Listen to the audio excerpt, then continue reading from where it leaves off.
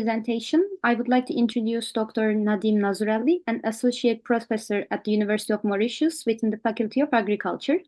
His contributions are marked by deep commitment in inspiring new generation of scientists on fostering sustainable environmental practices.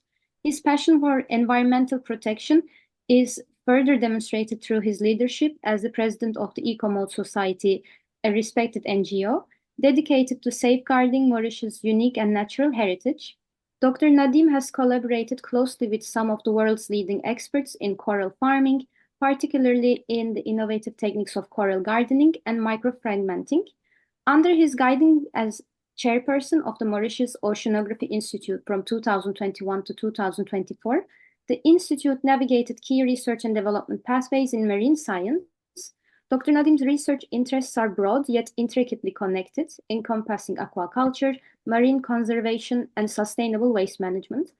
His work in these areas is driven by a singular vision: to create a balanced relationship between human activity and our oceans. Today, Dr. Nadeem will share his expertise on multifaceted potential of seaweeds for both circular economy and food security. Dr. Nadeem, please feel free to share your screen and begin your presentation whenever you're ready. Thank you. Thank you so much. Hello, everybody. Good morning. I will share my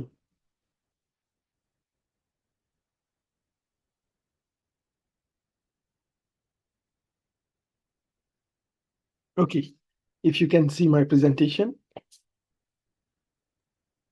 Yes, but it's not in presentation mode, but I guess we had an issue yesterday, so it's fine. Now? Yeah, it's working now, yeah.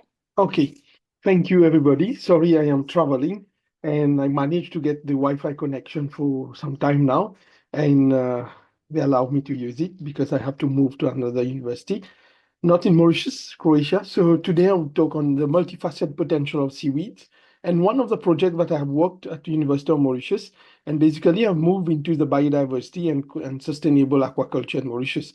But as you can see, this picture is recent. Being a tropical island, Mauritius, we face lots of eutrophication regarding seaweeds, and this is just recent, and an area where we haven't had any seaweed bloom for really, really long time. But recently, 11 tons of seaweed had to be removed from the beach. And this problem is now recurrent with climate change and also with unplanned development and lots of golf courses being developed around the island. Well, Mauritius is just 30 kilometers from east to west and 60 kilometers from north to south. Just small island, and as you can see, it's quite terrific when we have these kind of blooms that comes from the mainland for all the nutrients and fertilizers that comes. So, and as seeds also, we face lots of problems regarding the waste disposal. We have only one site for waste disposal. Normally, all the waste regarding any kind of waste will go to this one site that we have in Mauritius at Mauritius in the center. Even for seaweed, we don't have the same rules or law that applies in Australia. For example, whatever comes from the sea should go back to the sea. Basically, being touristic, we have a population of 1.2 million tourists that comes to the island. On top of that, we have a 1.2 million population, and with increasing problems of seaweed. So all of them are directed to the only landfill that we have. So facilities also is very limited. So we have worked quite some projects to see how we can divert the seaweeds and use in terms of production of CH4 gas, also composting. There is now a company that is working on composting of the seaweed, and also in terms of integrated multi-trophic aquaculture, which I will present in my presentation, apart from the CH4 gas production that we did. So as a volcanic island also, we have cracks, basaltic rocks. So everything that we input in land will eventually find its way in the sea. For example, in areas where we have agricultural runoff, we have lots of blooms of seaweed and also mixed with seagrasses. Sometimes it's mixed, sometimes just the seaweed. And this is a result of the eutrophication that we have in the island. We also have an aquaculture setup since 2002. It's the only one presently. We have 31 sites decorated for the aquaculture farms in Mauritius, but we only have 5 sites being exploited by the fish farm. This is a local fish farm that produces a red drum. Now, in 2024, they are producing around 4,000 tons a year, most of which are exported to EU and US, some in China. Recently, they're starting, and some in African countries also, but most of it, I would say 95% goes to EU market. We have direct flight, so they have the they normally every day will harvest and send via plane. So as we know, 12% of the 1 kg of fish is considered as waste, and all these waste again goes to Marchicos, our only landfill. But this excessive production of fish also waste, all these are making our landfill filled, and we don't have such facilities to increase in that area, being a small island. So this project comprised of using the fish waste and also the seaweed and seagrass bloom that are mixed, that we have it along the coast, and we tested it for an anaerobic digestion. So normally these seaweed, when they blooms, they are on the coastline, and all around Mauritius, you have hotel development, you have hotels, tourists, and all. They will, every day they have to take out because it's in bad odor, bad eyesores, being a touristic destination, and they keep the sand white. Well, there are problems of it also, the negative impact, because we don't allow it to rot on the beaches. We just remove it every day because the seaweed, and I'm agreeable to what comes from the sea should go back to the sea, but there's big lobby to clean the beach and keep it white, sandy beach, for tourists and also for locals, and also not to have the hydrogen sulfide when with the decomposing seaweed. So this is a picture of the fish farm that we have in Mauritius, 4,000 tons of red drum. So they used to have 2 species, but now we have only the red drum that they are producing. And like I said, most of it goes to abroad. They export it. For local market, 5%, and they also support locals with a reduced price for fish per kg. Normally, it is 30% less than the wild fish catch, but wild fish is diminishing, and with a growing tourism industry, wild catch is even less and less, and what we have, it didn't go to the local market, but mostly to the tourism industry for the hotels with a higher price. And these are pictures of seaweeds, seagrass mixed, as you can see, but it has to be cleaned also because there are lots of debris. These come naturally by the wave action. They come along the beaches. Some beaches, it's not white sandy beach, but they are soil, and they have to be cleaned, and people will collect them. Now it's diverted to some company that started composting, and they're selling those compost mixed with other kitchen waste and other type of organic waste.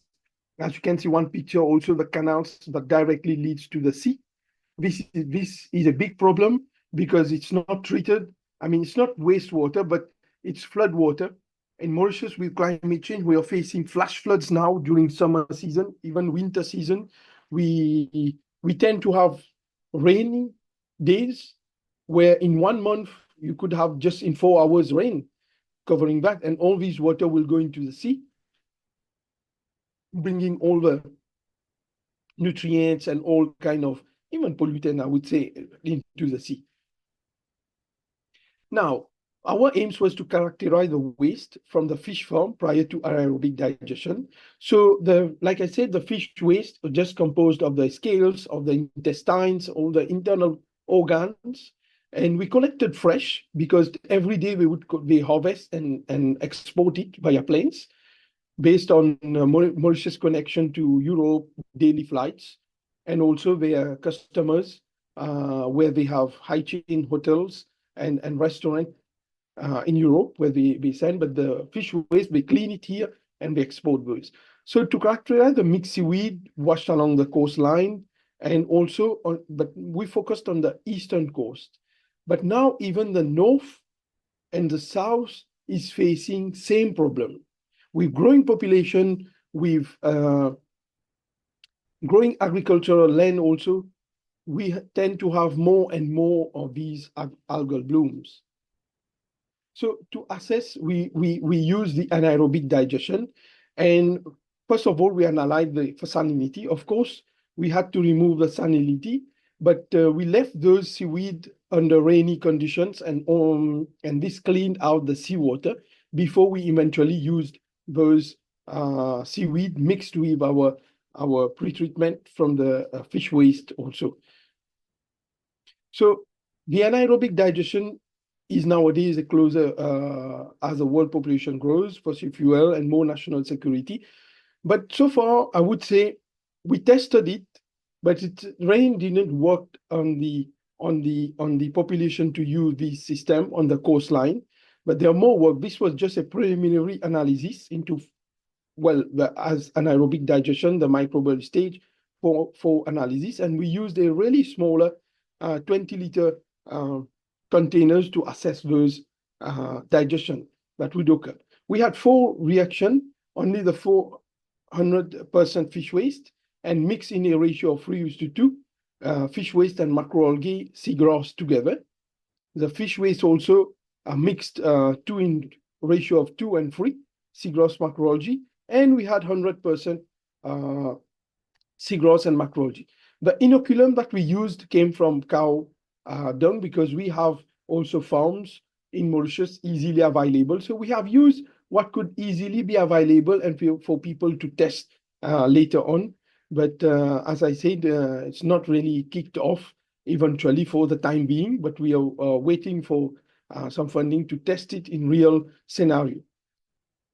Now we had also, it was a low solid, basically less than 15% for the experiment, and of its high biodegradable rates and faster biogas production.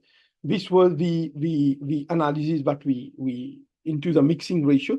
Total was 1.6 kg that we included 1,600 grams, so 1.6 kg in each containers. And also this is the result, basically. During the time reaction, we had to monitor. We maintain the volatile fatty acid to ensure that the reaction is occurring eventually. And this was the amount in ml of CH4 gas. So it was just the vessel 1 and vessel 2, the 3:2 and 2:3 fatty, the seaweed, seagrass, and mixed with the fatty internal intestines and organs and of the fish that eventually worked, not the other vessel reactors. We had very few of them that would react. And these were the methane and carbon dioxide production percentage that we received, vessel 1, vessel 2, and vessel 3 for eventually vessel 5 was no reaction at all. So there was no methane production. The result indicated basically we had the waste and co-digestion of macroalgae. Like I said, the 3.2 and 2.3 ratio gave the highest gas yield. And eventually we had the byproduct, which can be used as a fertilizer for agricultural food production, where we have not just started the testing on agricultural production, vegetable into farms and all in soils, but this also have not yet started. I would say now we had also another project on seaweed culture. We have quite more than 300 species of the seaweed that occurs in the water, and we tested it in the fish farm. And in the fish farm, where, because we have the facility, the depth is 20 meters compared to the shallow lagoon. Now in Mauritius, it's very difficult to grow the seaweed. One institute, the Mauritius Research Innovation Council, tried to test it, but some companies also wanted to do the seaweed culture, but we have lots of herbivorous fish. For example, the Seganus suter, but that you have to barricade an area. Like I said, also Mauritius is very touristic. Everywhere you have the shallow lagoon, sandy beach also, and lots of hotel development. And they would not like to have those seaweed culture. But we tested it But before that, I'll show we have some species that are edible in Mauritius, the brown, the red, and even the green algae. And we tested it in the fish farm using the facility. That was the facility, your floating cage, because we find they grow on the ropes on these pipes and everything. So we placed a second fish net where we fixed the seaweed, Gracilaria, and some other species also. We quantify the growth and see if there are also fish predating on the seaweed. But normally at the fish farm, we had no problem with fish eating those seaweed, because around the fish farm, you also have other kind of predatory fish. I won't say shark and all, but we do have, this is normal to have in the not in lagoon, but in tropical waters also.